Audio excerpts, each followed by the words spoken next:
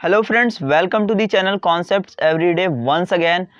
Friends, इस video में हम फरवरी 2015 का जो सीटेट पेपर सेकंड है उसका सीडीपी सेक्शंस के क्वेश्चन सॉल्व करेंगे। तो चलिए फ्रेंड्स स्टार्ट करते हैं। सबसे पहला क्वेश्चन बाल विकास व शिक्षा शास्त्र का। निम्नलिखित कथनों में से कौन सा वाइगॉट्स्की के द्वारा प्रस्तावित विकास तथा अधिगम के बीच संबंध का सर्वश्रेष्ठ रूप से सार प्रस्तुत करता है? तो फ्रेंड्स, वाइगॉट्स्की की थ्योरी जो है उसका सर्वश्रेष्ठ रूप से सार प्रस्तुत जो कर रहा है वो कथन हमें बताना है। पहला ऑप्शन है विकास अधिगम से स्वाधीन है, विकास प्रक्रिया अधिगम प्रक्रिया से पीछे रह जाती है, विकास अधिगम का समानार्थक है, या अधिगम एवं विकास समानांतर प्रक्रियाएं हैं। तो फ्रेंड्स, वाइगॉट्स्की की थ्योरी का सार हम 1 मिनट में देख लेते हैं। वाइगॉट्स्की की थ्योरी का सार यह है फ्रेंड्स कि जो एक तरह सीखने से विकास में तेजी आती है, ऐसा कहते हैं वाइगॉट्स्की।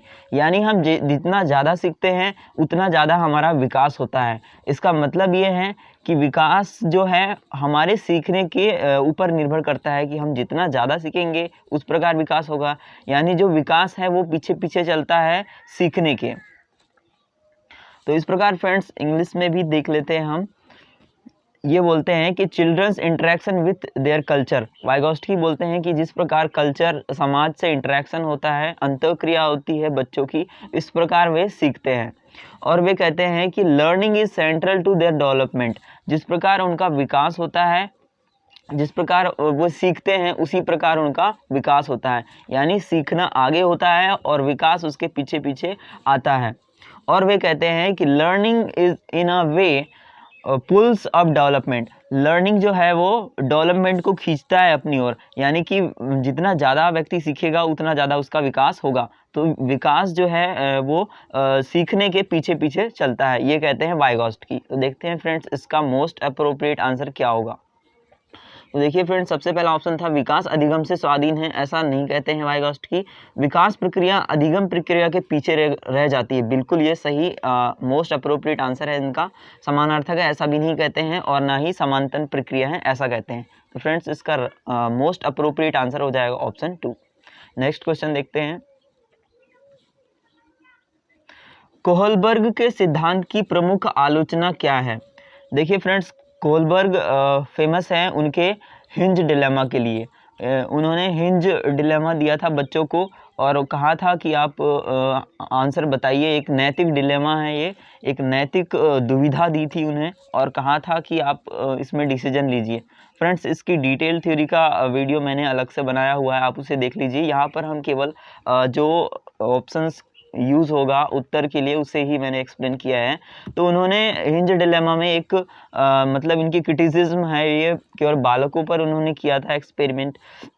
इस प्रकार का डिलेमा उन्होंने दिया था। तो इनकी क्रिटिक जो है एक विशेष रूप से कहा जाता है इन्हें कि ये मुख्य रूप से पुरुष प्रतिभागियों और पुरुष पक्षपात सिद्धांत वाले हैं, ऐसा इन्होंने कहा जाता है। इनकी ऐसी आलोचना कही जाती है कि मेल बेस्ड थ्योरी है ये। तो फ्रेंड्स इसका इमीडिएटली आंसर हो जाएगा ऑप्शन 3। कोहलबर्ग ने पुरुषों एवं महिलाओं की नैतिक तार्किकता में सांस्कृतिक विभिन्नताओं को महत्व नहीं दिया था। फ्रेंड्स, पुरुषों और महिलाओं के बारे में नहीं कहा था उन्होंने। मेल बेस्ड थ्योरी बोला गया था इनकी थ्योरी को कि पुरुषों की जो भावनाएं हैं उन पर ज़्यादा डिपेंड हैं, इस प्रकार कहा गया था। देखते हैं नेक्स्ट क्वेश्चन। एक शिक्षार्थी केंद्रित कक्ष में अध्यापिका क्या करेगी? लर्नर सेंटर्ड क्लासरूम है, शिक्षार्थी केंद्रित शिक्षा है, उसमें क्या करेगी बताना है।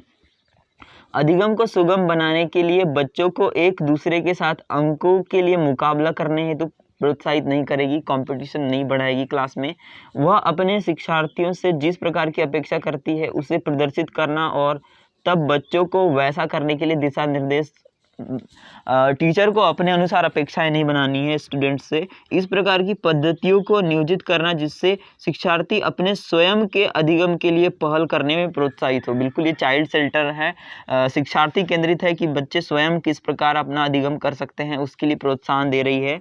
मुख्य तथ्यों की व्याख्या करने के लिए व्याख्यान पद्धति का प्रयोग करना, बाद में शिक्षार्थियों का उनकी सजगता के लिए आकलन करना बिल्कुल गलत बात है। व्याख्यान तो शिक्षक केंद्रित शिक्षा है, वह शिक्षार्थी केंद्रित नहीं है। तो फ्रेंड्स इसका मोस्ट अप्रोप्रिएट आंसर हो जाएगा ऑप्शन 3। नेक्स्ट क्वेश्चन है, गार्डनर के बहुबुद्धि सिद्धांत के अनुसार वह कारक जो व्यक्ति के आत्मबोध हेतु योगदान देगा वह हो सकता है। व्यक्ति के आत्मबोध हेतु यानी कि स्वयं के बारे में बात हो रही है, और स्वयं के बारे में जब बात आती है तो वहाँ आता है शब्द अंतः। अंतः शब्द आता है, और अंग्रेजी में वहाँ पर शब्द आता है इंट्रा। जब खुद के बारे में बात होती है, खुद की भावनाओं को समझने या खुद को जानने या खुद के बारे में जागरूक होने के, तो अंतः शब्द आता है हिंदी में, और अंग्रेजी में आता है इंट्रा। तो फ्रेंड्स इसका सीधा सीधा आंसर हो जाएगा अंतः वैयक्तिक। और जब दूसरों के साथ इंटरेक्शन करने की बात होती है, दूसरों के साथ अंतःक्रिया करने की बात होती है, तो वहाँ शब्द आता है अंतरा। हिंदी में अंतरा और अंग्रेजी में आता है इंटर। तो फ्रेंड्स ये ध्यान रखना है आपको, इसी से आप कंफ्यूज हो जाते हैं। तो इसका राइट आंसर हो जाएगा ऑप्शन 4। नेक्स्ट क्वेश्चन देखते हैं। वाइगॉस्टकी तथा पियाजे के परिप्रेक्ष्यों में एक मुख्य विभिन्नता है। वाइगॉस्टकी और पियाजे के परिप्रेक्ष्य में एक विभिन्नता है, और ये जो डिफरेंस है फ्रेंड्स वाइगॉस्टकी और पियाजे की थ्योरी में, ये आता है उनके विचारों में जो विभिन्नता है उसमें आता है ये भाषा के विचारों में जो विभिन्नता होती है उनके बारे में। तो फ्रेंड्स देख लेते हैं इनमें। तो पियाजे क्या बोलते हैं? पियाजे बोलते हैं कि भाषा पहले आती है और विचार बाद में आता है। हम जिस प्रकार विचार करते हैं, जिस प्रकार हमारी सोचने की प्रक्रिया है, उसके ऊपर निर्भर करती है कि हमारी भाषा कैसी होगी। लेकिन वाइगॉस्टकी वहीं कहते हैं कि स्टार्टिंग के वर्षों में तो भाषा जो है, बच्चों के विकास जो होता है उसमें शुरू में भाषा और विचार स्वतंत्र होते हैं, ऐसा कहते हैं। लेकिन बाद में बोलते हैं वाइगॉस्टकी कि बाद के वर्षों में जैसे जैसे विकास होता है उस प्रकार हमारी जो भाषा है वो हमारे विचार को डिटरमाइन करती है। हम जो जिस प्रकार के समाज में रहते हैं, जिस प्रकार की भाषा वहाँ बोली जाती है, वो जो है हमारे विचार को निर्धारित करती है, ऐसा कहते हैं वाइगॉस्टकी। तो फ्रेंड्स इसका आंसर हो जाएगा, भाषा एवं चिंतन के बारे में इनके दृष्टिकोण अलग अलग है। व्यवहारवादी सिद्धांतों की उनकी आलोचना ये अलग अलग नहीं है। मेन डिफरेंस ये है फ्रेंड्स, बच्चों को एक पालन पोषण का परिवेश उपलब्ध करने की भूमिका में भी डिफरेंस नहीं है। ज्ञान के सक्रिय निर्माताओं के रूप में भी दोनों बोलते हैं कि बच्चे ज्ञान के सक्रिय निर्माता होते हैं, तो ये नहीं है। लेकिन यह भाषा एवं चिंतन के बारे में उनके दृष्टिकोण अलग अलग हैं, जैसा कि हमने अभी देखा। नेक्स्ट क्वेश्चन है, इस पर अत्यधिक विवाद होता है कि क्या लड़कों एवं लड़कियों में योग्यताओं का विशिष्ट समूह उनके आनुवंशिकी घटकों के कारण निर्धारित होता है। हम ये बोलते हैं कि पहले से लड़कियों को ऐसा करना चाहिए या और लड़कों को ऐसा करना चाहिए। तो इस संदर्भ में निम्नलिखित में से आप किससे सहमत हैं? हमें बताना है कि आनुवंशिक घटक क्या कहता है, कि आनुवंशिक घटकों के बारे में क्या हमने फिक्स कर देते हैं हम कि ये ऐसा करना चाहिए लड़कियों को और लड़कों को ऐसा करना चाहिए। तो लड़कियों को सेवा भाव के लिए सामाजिक रूप से तैयार किया जाता है बिल्कुल, और जबकि लड़के को रोने जैसे संवेग को प्रदर्शित करने के लिए हतोत्साहित किया जाता है कि आपको रोना नहीं है, आपको बिल्कुल आप बलवान हैं, इस प्रकार से लड़कों को कहा जाता है। तो फ्रेंड्स राइट आंसर हो रहा है 1। यौनारंभ के बाद लड़के और लड़कियां एक साथ नहीं खेल सकते क्योंकि उनकी अभिरुचियां पूर्णतः विपरीत होती है। गलत बात है, ऐसा नहीं होता है। आनुवंशिक कारणों के कारण ज़्यादातर ऐसा किया जाता है। सभी लड़कियों में कला विषयों के लिए अंतर्निहित प्रतिभा होती है, जबकि लड़के आक्रामक खेलों के लिए बेहतर, ऐसा भी नहीं होता है। बहुत सारे बच्चे कला में भी इंटरेस्ट लेते हैं। लड़के सेवा भाव वाले नहीं हो सकते हैं क्योंकि वे जन्म से इस प्रकार के होते हैं, ये भी गलत बात है। लेकिन ऐसा ज़्यादातर सोसाइटी में किया जाता है कि लड़कियों को सेवा भाव के लिए सामाजिक रूप से तैयार करते हैं, और जबकि लड़कों को रोने जैसा संवेग प्रदर्शित करने के लिए हतोत्साहित किया जाता है, उन्हें रोना नहीं है ऐसा कहा जाता है। तो ये आनुवंशिक घटकों के कारण ऐसा होता है, इस प्रकार से हम सहमत हैं। नेक्स्ट क्वेश्चन देखते हैं। एक अध्यापिका यह सुनिश्चित करना चाहती है कि उसके विद्यार्थी आंतरिक रूप से प्रेरित हैं, आंतरिक रूप से प्रेरित होना चाहिए, ऐसा सुनिश्चित करना चाहती है अध्यापिका। तो उसे क्या करना चाहिए? सभी बच्चों के लिए उपलब्धि के एक समान मानकों को उल्लिखित करना, बिल्कुल नहीं कि सभी बच्चे एक सा रिजल्ट लाएं, ऐसा होना चाहिए, नहीं होना चाहिए। अंतिम परिणाम पर ध्यान देने के बजाय व्यक्तिगत रूप से बच्चों की अधिगम प्रक्रियाओं पर ध्यान देना चाहिए कि बच्चे किस प्रकार सीखते हैं और उनके सीखने को वो किस प्रकार बढ़ा सकती है, उन्हें प्रेरित कैसे कर सकती है, ये बिल्कुल देखना चाहिए उनको कि व्यक्तिगत ध्यान देना चाहिए, अंतिम परिणाम पर ध्यान नहीं देना चाहिए, व्यक्तिगत ध्यान देकर अधिगम प्रक्रियाओं पर ध्यान देना चाहिए। वस्तु रूप में पुरस्कार प्रस्तुत करना, पुरस्कार ही देती रहेंगी यदि बच्चों की जो सीखने की प्रक्रिया पर ध्यान नहीं देगी तो वो कैसे सीखेंगे। इस प्रकार की अधिगम गतिविधियों की योजना बनाना जो अभिसारी चिंतन को प्रोत्साहित करती है, बिल्कुल बात सही नहीं है। इसका मोस्ट अप्रोप्रिएट आंसर हो जाएगा ऑप्शन 2। नेक्स्ट क्वेश्चन देखते हैं।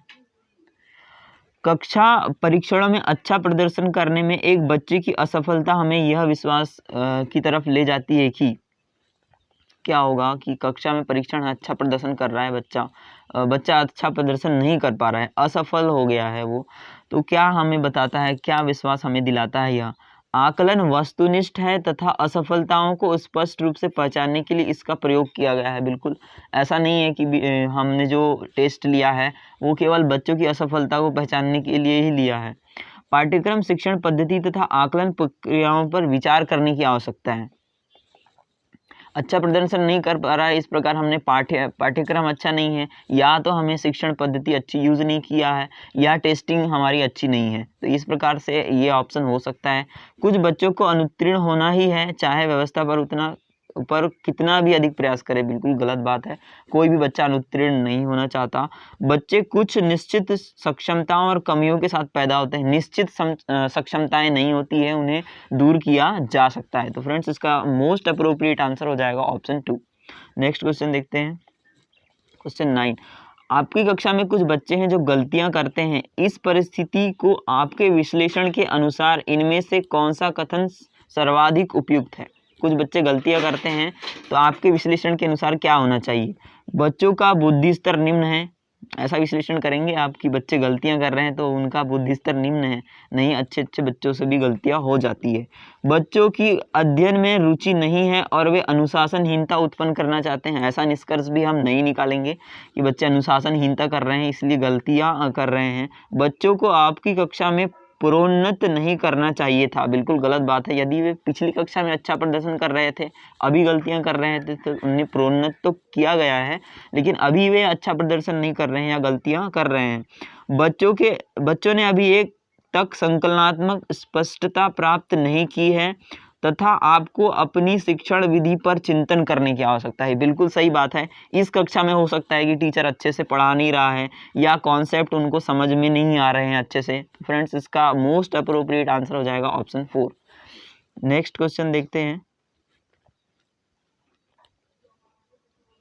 एक विद्यार्थी एक प्रकरण में मुख्य बिंदुओं को रेखांकित करती है, उसका एक दृश्यात्मक प्रस्तुतिकरण बनाती है तथा प्रकरण की समाप्ति पर अपने दिमाग में उत्पन्न होने वाले प्रश्नों को प्रस्तुत करती है। एक प्रकरण है, विद्यार्थी बनाता है और उसमें बहुत सारे इंपॉर्टेंट बिंदुओं को अंडरलाइन कर लेता है और उसका एक दृश्यात्मक प्रस्तुतिकरण चित्र रूप में उसका प्रस्तुतिकरण करता है और बहुत सारे प्रश्न पूछती है दिमाग में होने वाले। तो इस प्रकार जो करती है उससे क्या करने की कोशिश कर रही है, वो विचारों के संगठन के द्वारा अपने चिंतन को निर्देशित करने की कोशिश कर रही है। बिल्कुल विचारों को लिख रही है, इंपॉर्टेंट फैक्ट पता कर रही है और उनका चित्र बना रही है, विजुअल रिप्रेजेंटेशन बना रही है। तो बिल्कुल संगठन हो रहा है विचारों का चिंतन को निर्देशित भी कर रही है वो। तो इसका मोस्ट अप्रोप्रिएट आंसर हो रहा है ऑप्शन 1। अगला ऑप्शन देख लेते हैं। अनुरक्षण पूर्वाभ्यास की रणनीति का प्रयोग करने की कोशिश कर रही है। क्या रिहर्सल करने का प्रयास कर रही है, ये वो किस प्रकार याद कर रही है या रिहर्सल करके पूर्वाभ्यास करके याद कर रही है, इस प्रकार करने का प्रयास कर रही है? बिल्कुल नहीं, ऐसा नहीं कर रही है। प्रेक्षण अधिगम सुनिश्चित कर रही है। क्या ऑब्जर्व कर रही है अपनी सीखने की प्रक्रिया को? नहीं, वो तो अपने विचारों को निर्देशित कर रही है, अपने प्रश्न को प्रस्तुत कर रही है। तो इस प्रकार मोस्ट अप्रोप्रिएट आंसर 1 हो रहा है। केंद्र बिंदु की विधि का प्रयोग करने की कोशिश कर रही है, बिल्कुल गलत बात है। वो तो बहुत सारे प्रश्न भी पूछ रही है, तो केंद्र बिंदु की विधि का प्रयोग नहीं कर रही है वो। तो इस प्रकार फ्रेंड्स इसका मोस्ट अप्रोप्रिएट आंसर हो गया विचारों के संगठन के द्वारा अपने चिंतन को निर्देशित करने की कोशिश कर रही है।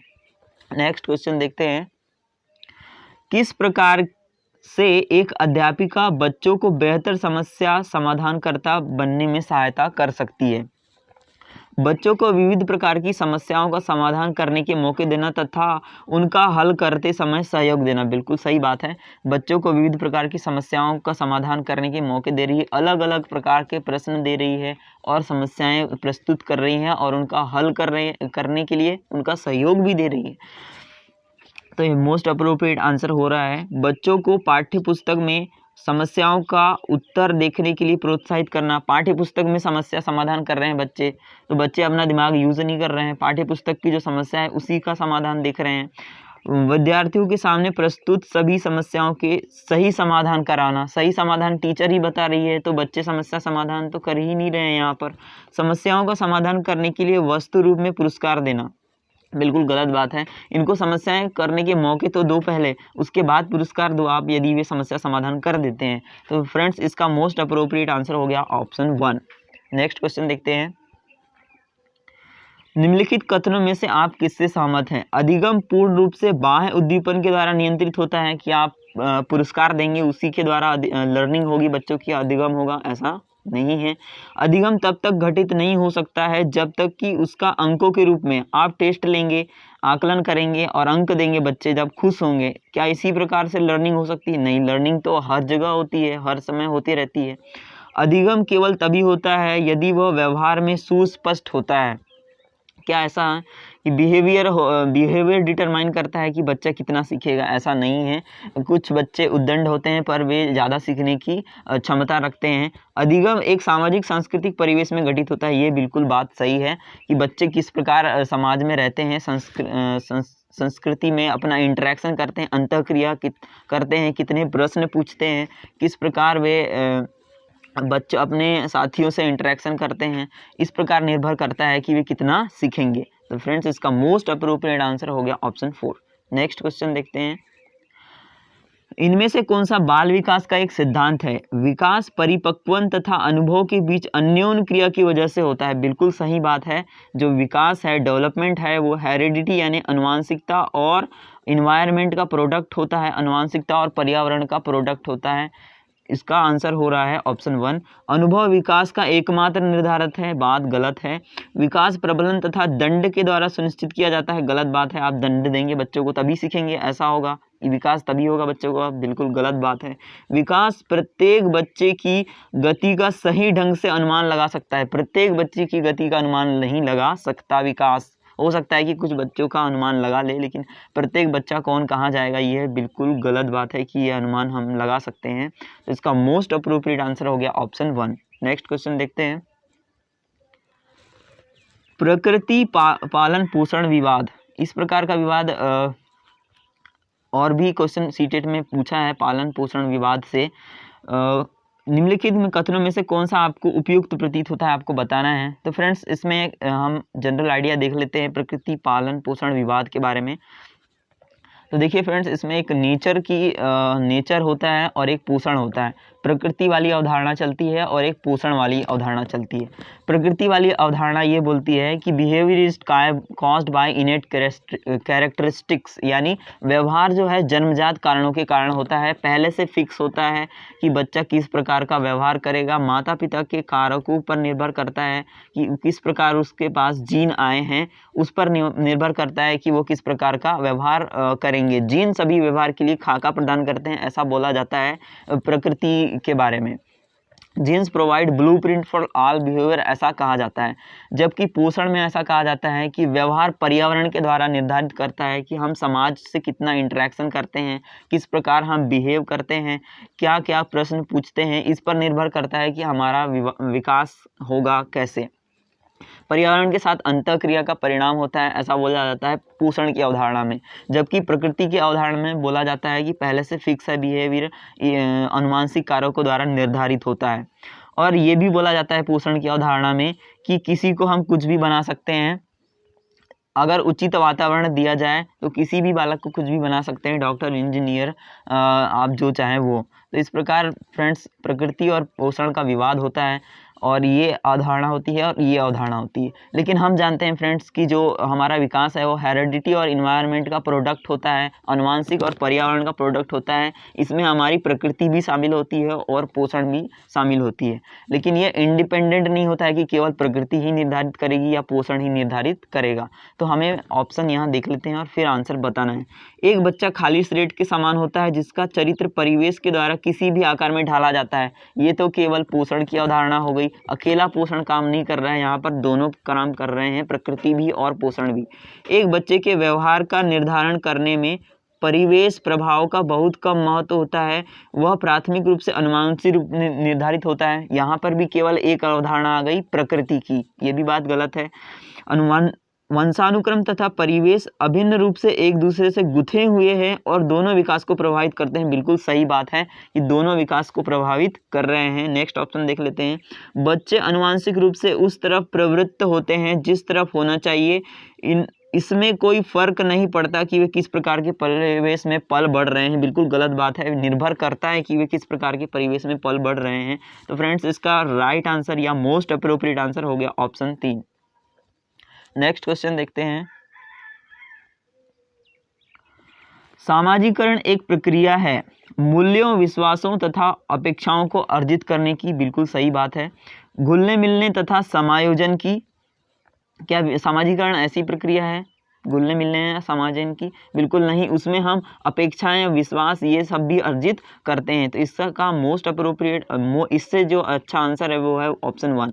एक समाज की संस्कृति की आलोचना करना सीखना। बिल्कुल गलत बात है। संस्कृति में हम पढ़ बढ़ रहे हैं, इससे सामाजिकरण हमारा हो रहा है, हम उसकी आलोचना नहीं करना है हमें। मित्रों के साथ सामाजिक बनने की है सामाजिकरण की प्रक्रिया, लेकिन इसका सबसे मोस्ट अप्रोप्रिएट आंसर है ऑप्शन 1, क्योंकि मित्रों के साथ हम रहने पर कुछ ना कुछ विश्वास उनके हमारे पास आ जाते हैं, कुछ ना कुछ अपेक्षाएं वो भी हमारे पास आ जाती हैं। तो फ्रेंड्स इसका मोस्ट अप्रोप्रिएट आंसर हो गया ऑप्शन 1। नेक्स्ट क्वेश्चन देखते हैं। पियाजे अनुमोदन करते हैं कि पूर्व संक्रियात्मक बच्चे याद रखने में असमर्थ होते हैं। निम्नलिखित कारकों में से किसको उन्होंने इस असमर्थता के लिए जिम्मेदार ठहराया है? फ्रेंड्स पूर्व संक्रियात्मक अवस्था बताते हैं पियाजे, और उसमें बहुत सारी उनकी जो विशेषताएं हैं वे बताते हैं।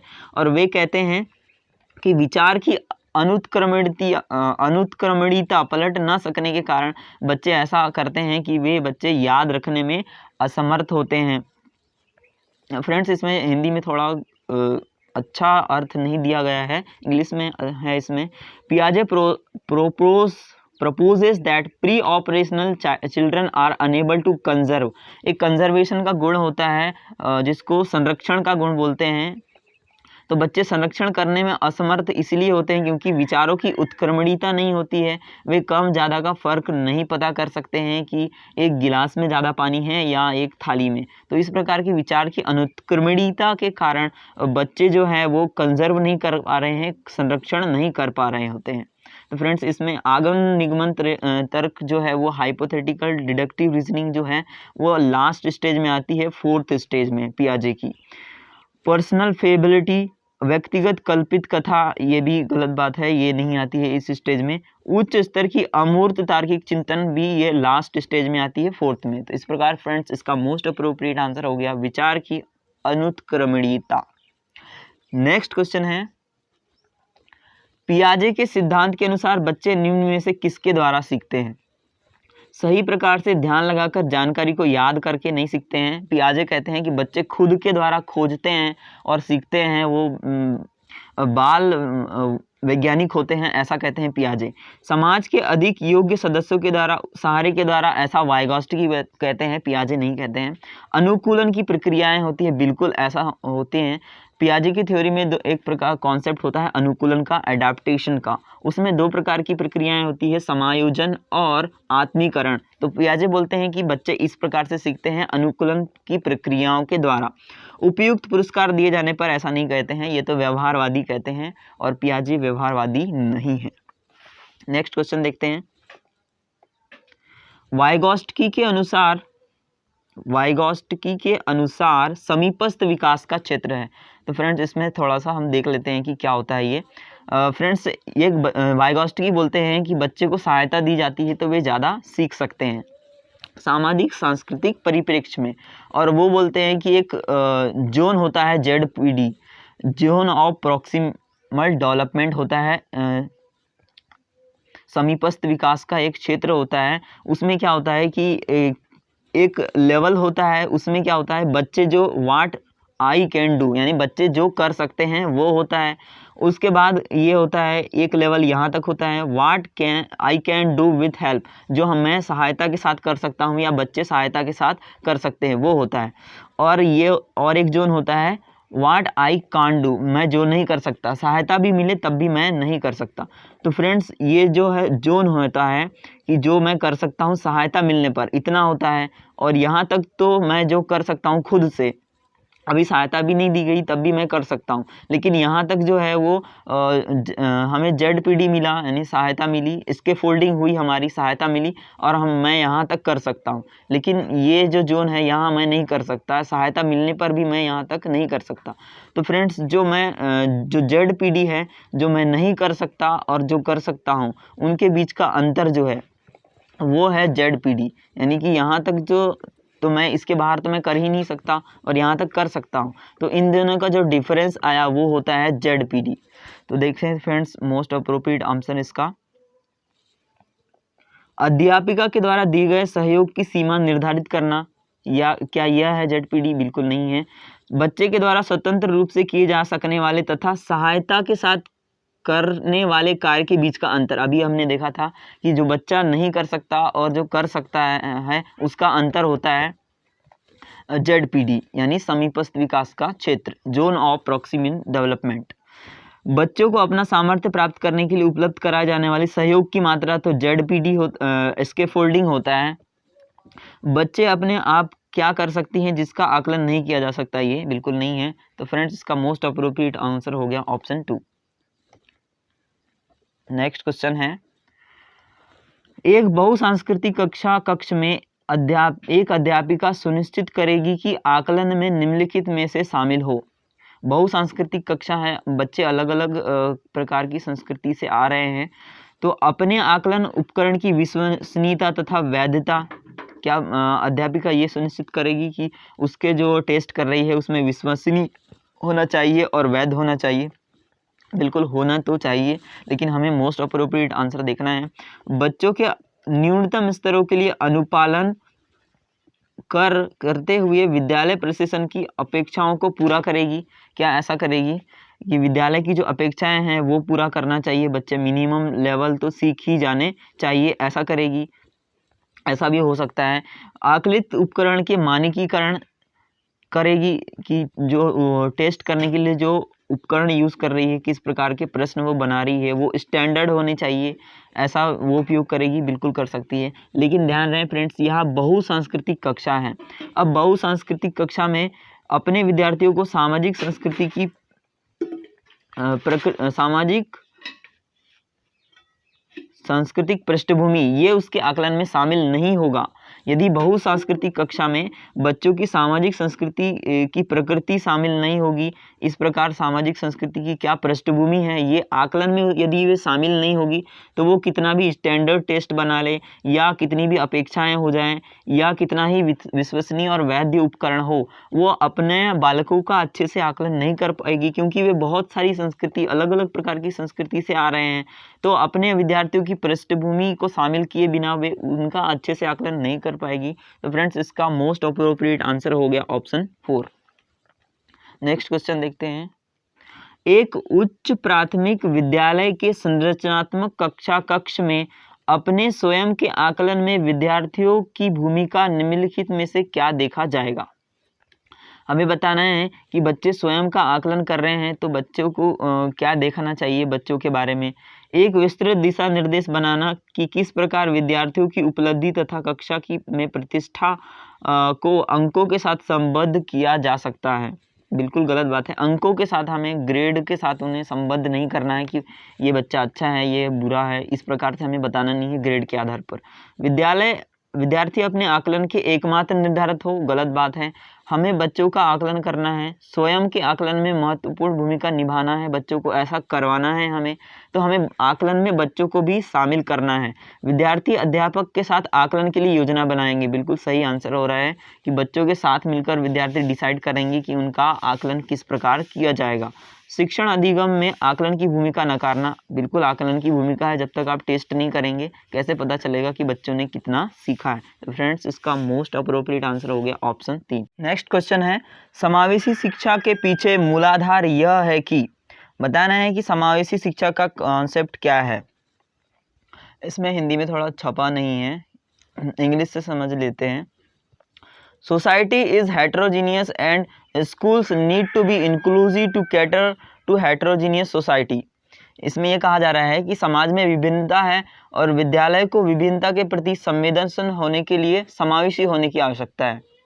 क्या ऐसा है? बिल्कुल है। समाज में विभिन्नता है, अलग अलग प्रकार के बच्चे हैं, कुछ इंटेलिजेंट हैं, कुछ एवरेज हैं, कुछ विकलांग बच्चे हैं। तो इन सभी को समावेश करके विद्यालय को सेंसिटिव होना चाहिए, विद्यालय को, और इन्हें समावेशी शिक्षा देनी चाहिए। इसलिए हमें क्या होना है? समावेशी होने की आवश्यकता है। राइट आंसर हो रहा है। हमें विशेष आवश्यकता वाले बच्चों के ऊपर ध्यान करने की आवश्यकता है, या दया करने की, पीटी मतलब दया होता है, के ऊपर दया करने की आवश्यकता है, और सुविधाओं provide them access to facilities, और उन्हें सुविधाओं को पहुंचाने की आवश्यकता है। ऐसा करना है हमें, बिल्कुल करना है। लेकिन इसका फ्रेंड्स मोस्ट अप्रोप्रिएट आंसर हो रहा है 1। दया करने की आवश्यकता है, केवल दया करने की आवश्यकता है ऐसा जरूरी नहीं है। विशेष आवश्यकता वाले बच्चों के लिए विद्यालय की व्यवस्था करना लागत प्रभावी है। गलत बात है कि आप समावेशी कक्षा में विकलांग बच्चों को डाल देते हैं और आप समझते हैं कि इनकी व्यवस्था हो गई, ये बिल्कुल गलत बात है। हम समावेश करते हैं लेकिन उनको वो भी सुविधाएं देते हैं जो विशेष विद्यालय में दी जानी चाहिए। तो फ्रेंड्स इसका राइट आंसर हो रहा है ऑप्शन 1। प्रत्येक बच्चे के निष्पादन के लिए मानक एक समान तथा मानकीकृत होने चाहिए। गलत बात है। एक प्रकार का हमें टेस्ट नहीं बताना है कि अलग अलग प्रकार के बच्चे हैं, कुछ विकलांग बच्चे हैं, अब उनके लिए जो नॉर्मल टेस्ट है वो नहीं बना सकते हैं आप यदि कोई दृष्टिबाधित बच्चा है तो उसके लिए आप नॉर्मल जो टेस्ट बनाते हैं उससे कोई डिफरेंट टेस्ट बनाना पड़ेगा। वो जो जिस प्रकार सीखता है उस प्रकार की आवश्यकता के अनुसार उसके टेस्ट करना पड़ेगा, आकलन वैसा करना पड़ेगा। तो फ्रेंड्स इसका मोस्ट अप्रोप्रिएट आंसर हो गया ऑप्शन 1। समाज में विभिन्नता है और विद्यालयों को विभिन्नता के प्रति संवेदनशील होने के लिए समावेशी होने की आवश्यकता है। नेक्स्ट क्वेश्चन देखते हैं, निम्नलिखित में से कौन सा तरीका अध्यापिका के द्वारा एक सृजनात्मक बच्चे की पहचान करने के लिए सर्वाधिक उपयुक्त होगा? क्रिएटिव चिल्ड्रन है, सृजनात्मक है, बच्चे क्रिएट करता है, कुछ नया उत्पादन करता है। तो आपको बताना है कि क्या सर्वाधिक उपयुक्त होगा, अध्यापिका ऐसा क्या करेगी। यह अवलोकन करना कि बच्ची समूह कार्यों में साथियों के साथ किस प्रकार से प्रतिक्रिया करती है। बिल्कुल अवलोकन कर सकती है ये कि बच्ची किस प्रकार नया नया चीज़ बना रही है, क्या क्या क्रिएट कर रही है, सृजन क्या क्या कर रही है। मानकीकृत बुद्धि परीक्षणों को देना बिल्कुल गलत बात है। आप उसकी बुद्धि का ही परीक्षण कर रहे हैं, केवल ये अच्छा नहीं है। वस्तुनिष्ठ प्रकार के परीक्षणों को देना ये भी गलत बात है, केवल टेस्ट ही दे रही है। ऑब्जेक्टिव टेस्ट पर टेस्ट ऐसा नहीं होना चाहिए। बच्चे का विस्तृत रूप से अवलोकन करना, विशेष रूप से उस समय जब वह समस्याओं को हल होती है। फ्रेंड्स ये तो कर रही है, अवलोकन कर रही है, लेकिन जब वो समस्या हल कर रही है तब जब अवलोकन करेगी इस प्रकार से, तब अध्यापिका उसको अच्छे से पहचान पाएगी कि ये क्रिएटिव चिल्ड्रन है। तो फ्रेंड्स इससे ज़्यादा अच्छा आंसर हो रहा है ऑप्शन 1 कि इससे बिल्कुल पहचान लेगी वे कि जब समस्याओं को हल कर रही है किस प्रकार अलग अलग प्रकार से नई समस्या का हल करती है या नया समाधान लाती है, तो वो बिल्कुल सृजनात्मक बच्चे को पहचान लेगी। तो फ्रेंड्स इसका right answer, most appropriate answer हो जाएगा ऑप्शन 4। नेक्स्ट क्वेश्चन देखते हैं, एक अध्यापिका समाज के वंचित वर्गों से आए बच्चों की आवश्यकताओं के प्रति प्रभावशाली तरीके से प्रतिक्रिया निम्नलिखित द्वारा कर सकती है। अब बच्चे वंचित वर्ग से आ रहे हैं, हो सकता है कि उनके माता पिता की आर्थिक स्थिति अच्छी नहीं है, वे अच्छे से जीवन यापन नहीं कर पा रहे हैं, तो अध्यापिका क्या करेगी? अन्य बच्चों को वंचित वर्ग से आए बच्चों के साथ सहयोग करने के लिए कहना तथा विद्यालय के तरीकों को सीखने में उनकी सहायता करने की कहना। हो सकता है कि ऐसा कहें वो, तो प्रभावशाली हो सकता है, लेकिन हमें सबसे मोस्ट अप्रोप्रिएट आंसर ढूंढना है। विद्यालय व्यवस्था तथा स्वयं के उन तौर तरीकों के बारे में विचार करना जिससे पक्षपात व रूढ़िवादिताएं छलकती है। बिल्कुल इससे अच्छा आंसर ये है कि यदि विद्यालय में पक्षपात हो रहा है वंचित वर्ग के बच्चों और जो लाभान्वित वर्ग के बच्चे हैं उनके लिए, तो ये बिल्कुल पक्षपात को उन्हें सोचना चाहिए कि ऐसा पक्षपात क्यों होना चाहिए और रूढ़िवादिताएं क्यों हो रही है, उनके प्रति डिस्क्रिमिनेशन क्यों हो रहा है, विभेद क्यों किया जा रहा है। ऐसा विचार करना चाहिए विद्यालय व्यवस्था के प्रति, और स्वयं के तरीके जो हैं उसके खुद के तरीके हैं, ऐसा न करने के तरीके के बारे में सोचना चाहिए। अगला ऑप्शन है, उन्हें प्रताड़ित होने के अवसरों को कम करने के लिए यह सुनिश्चित करना कि बच्चे आपस में अन्योन्य क्रिया करने का मौका न कर पाएं। यानी कि जो उच्च वर्ग के बच्चे हैं वो वंचित वर्ग के बच्चों को प्रताड़ित ना करने के लिए हमने नियम बना दिया कि वे उनसे बातचीत ही नहीं करेंगे, तो ऐसा बिल्कुल नहीं होना चाहिए। तो देखिए फ्रेंड्स, मोस्ट अप्रोप्रिएट आंसर हो रहा है ऑप्शन 2। अगला ऑप्शन देख लेते हैं, वंचित वर्ग से आए बच्चों को विद्यालय के नियमों एवं अपेक्षाओं के प्रति संवेदनशील बनाना ताकि वे उनका अनुपालन करें। अब बच्चों से ये कह दिया, वंचित वर्गों के बच्चों से, कि आपको जो नियम बनाए हैं विद्यालय में ये फॉलो करना ही है और इस प्रकार की अपेक्षाएं उनसे रख रहे हैं, तो ये गलत बात है। ये रूढ़िवादिता इससे ख़त्म नहीं होगी। तो ये मोस्ट अप्रोप्रिएट आंसर है कि विद्यालयी व्यवस्था एवं स्वयं के उन तौर तरीकों के बारे में विचार करना जिनसे पक्षपात एवं रूढ़िवादिताएं या रूढ़िबद्धताएं झलकती है, ये बिल्कुल चेंज करना चाहिए उनको। तो इसका मोस्ट अप्रोप्रिएट आंसर हो गया ऑप्शन 2। नेक्स्ट क्वेश्चन देखते हैं, अनुसंधान से पता चला है कि विद्यालयों में अनेक स्तरों पर विभेदीकरण पाया जाता है। उच्च प्राथमिक स्तर पर इनमें से कौन सा विभेदीकरण का उदाहरण नहीं है। यानी कि बच्चों के साथ विभेद किया जाता है, उन्हें डिस्क्रिमिनेट किया जाता है, उन्हें अच्छे से पढ़ाया नहीं जाता है। बहुत से अध्यापक पढ़ाने के लिए केवल व्याख्यान विधि का प्रयोग करते हैं, ये तो डिस्क्रिमिनेशन नहीं है। उच्च वर्ग के भी बच्चे पढ़ सकते हैं, लड़कियां भी पढ़ सकती हैं, लड़के भी पढ़ सकते हैं, इसमें कोई विभेदन नहीं है कि व्याख्यान को ये नहीं पढ़ेगा या वो उस प्रकार के विद्यार्थी नहीं पढ़ेंगे। तो ये बिल्कुल सही है। ये इसमें डिस्क्रिमिनेशन नहीं हो रहा है। उसमें ये बताना है कि कौन सा उदाहरण नहीं है, यानी कि कौन से उदाहरण में डिस्क्रिमिनेशन हो रहा है, उनको हमें एलिमिनेट करना है। मध्याह्न भोजन के दौरान दलित वर्ग के बच्चों को अलग करके बिठा रहे हैं, तो बिल्कुल डिस्क्रिमिनेशन हो रहा है, विभेद हो रहा है यहाँ पर, तो ये आंसर नहीं है इसका। हमें ये बताना है कि किसमें विभेद नहीं हो रहा है। लड़कियों को गणित तथा विज्ञान विषयों को लेने के लिए प्रोत्साहित नहीं किया जाता, बिल्कुल विभेद हो रहा है इसमें, तो कि लड़कियों को प्रोत्साहित नहीं किया जा रहा है कि आप गणित और विज्ञान विषय लेना है आपको।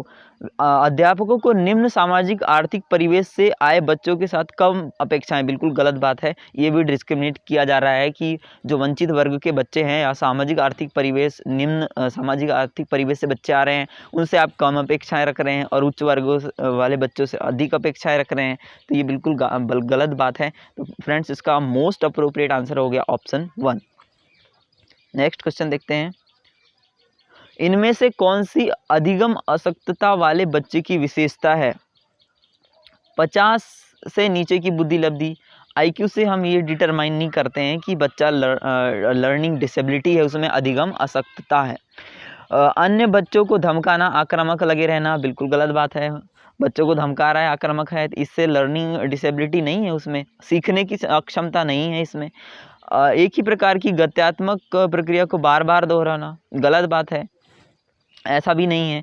धारा प्रवाह रूप से पढ़ने तथा शब्दों को पलट जाने में कठिनाई, ये है लर्निंग डिसेबिलिटी। गति की प्रक्रिया को बार बार दोहरा रहे हैं, इससे लर्निंग डिसेबिलिटी नहीं होगी। जो धारा प्रवाह रूप से पढ़ने तथा शब्दों पर पलट जाने की कठिनाई हो रही है, इसको डिसलेक्सिया बोलते हैं, तो ये लर्निंग डिसेबिलिटी है, अधिगम अशक्तता है, बच्चा पढ़ नहीं पा रहा है, मतलब उसको सीखने में कठिनाई हो रही है। तो ये क्या है, सीखने की अक्षमता है, अधिगम की अक्षमता है। तो इसका मोस्ट अप्रोप्रिएट आंसर हो गया ऑप्शन 4। नेक्स्ट क्वेश्चन देखते हैं, निम्नलिखित में से कौन सा कथन सबसे बेहतर ढंग से वर्णन करता है कि बच्चों को प्रश्न पूछने के लिए प्रोत्साहित करना चाहिए। कौन सा कथन ऐसा बताता है कि प्रश्न पूछना चाहिए, बच्चों को प्रश्न क्यों पूछना चाहिए, एक्चुअली में ये पूछा जा रहा है। तो प्रश्न बच्चों की जिज्ञासा को बढ़ाते हैं, बिल्कुल बढ़ाते हैं। प्रश्न अन्योन्य क्रिया के द्वारा अधिगम को बढ़ाते हैं तथा संकलनात्मक स्पष्टता की दिशा की ओर ले जाते हैं या बढ़ते हैं। तो फ्रेंड्स इसका राइट आंसर मोस्ट अप्रोप्रिएट हो रहा है। इससे अच्छा आंसर ये है कि प्रश्न अन्योन्य क्रिया को बढ़ाते हैं कि हम एक दूसरे से किस प्रकार वार्तालाप कर रहे हैं, वो बढ़ता है हमारा। और बच्चों का जो कॉन्सेप्ट है, संकल्पनात्मक स्पष्टता आती है, कॉन्सेप्ट क्लियर होता है। बिल्कुल ये राइट आंसर हो रहा है। बच्चों को अपने भाषा कौशलों के अभ्यास की आवश्यकता होती है। बिल्कुल ऐसा नहीं कि आप प्रश्न पूछ रहे हैं इसी से आपका भाषा कौशल का अभ्यास हो जाएगा, गलत बात है। जिन चीज़ों के बारे में बच्चे नहीं जानते हैं उनके बारे में विचार करवाकर उन्हें महसूस कराना कि उनमें बुद्धि की कमी है, ये तो बिल्कुल गलत ही है। तो फ्रेंड्स इसका मोस्ट अप्रोप्रिएट आंसर हो गया ऑप्शन 2। नेक्स्ट क्वेश्चन देखते हैं। निम्नलिखित में से कौन सी आकलन पद्धति विद्यार्थी की सर्वोत्तम क्षमता को पोषित करती है? ऐसा कौन सा टेस्टिंग मेथड है, किस प्रकार हम बच्चों को आकलन करें कि उससे सर्वोत्तम क्षमता आए बच्चों की, या पोषित हो, उनको ऐसा लगे कि हाँ हमारा कुछ डेवलपमेंट हो रहा है। जब विद्यार्थियों को बहुविकल्पी प्रश्नों के माध्यम से किए गए परीक्षण के रूप में तथ्यों को दोहराना है, यानी मेमोरी का आप बढ़ाने की कोशिश कर रहे हैं, बच्चों की याद करवाने की कोशिश कर रहे हैं, बिल्कुल गलत। ऐसा नहीं करना है हमें आकलन करते समय। जब संकलनात्मक परिवर्तन तथा विद्यार्थियों के वैकल्पिक समाधानों को आकलन की विधियों के द्वारा आकलित किया जाता है। क्या ऐसा होना चाहिए कि बच्चों की डिफरेंट मेथड यूज़ कर रहे हैं असेसमेंट की, और असेसमेंट अल्टरनेटिव सॉल्यूशन यूज़ कर रहे हैं, अलग अलग प्रकार से हम आकलन कर रहे हैं बच्चों का, और अलग अलग विधियों का उपयोग कर रहे हैं आकलन का। क्या इससे बच्चों की सर्वोत्तम क्षमता दिखेगी? हमें बिल्कुल दिखेगी। अलग प्रकार से आकलन करेंगे तो किसी से प्रश्न पूछ लिया, किसी से टेस्ट करवा लिया, या किसी से प्रेजेंटेशन करवा लिया, इस प्रकार से हमें आकलन करना है। जब कक्षा में विद्यार्थी के द्वारा प्राप्त किए गए हिंदी में क्वेश्चन आया नहीं है अच्छे से। when the marks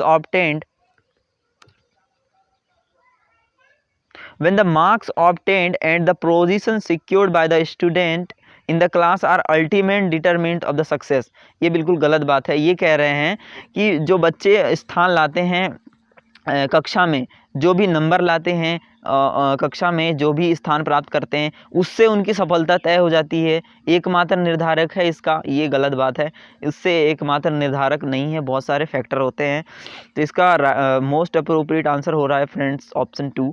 जब परीक्षा के अंकों और विद्यार्थियों की योग्यता के बीच सकारात्मक संबंध पर बल दिया जाता है, यानी कि जितना आपको टेस्ट करना है और ज़्यादा से ज़्यादा नंबर लाएं बच्चे, ऐसा आपको करना है, या ऐसा आपको सहसंबंध बनाना है, ऐसा संबंध बनाना है कि बच्चे ज़्यादा से ज़्यादा नंबर लाएं, इससे बच्चों की योग्यता बढ़ेगी। ये गलत बात है। तो इस प्रकार हमने देखा कि इसका मोस्ट अप्रोप्रिएट आंसर हो गया ऑप्शन 2।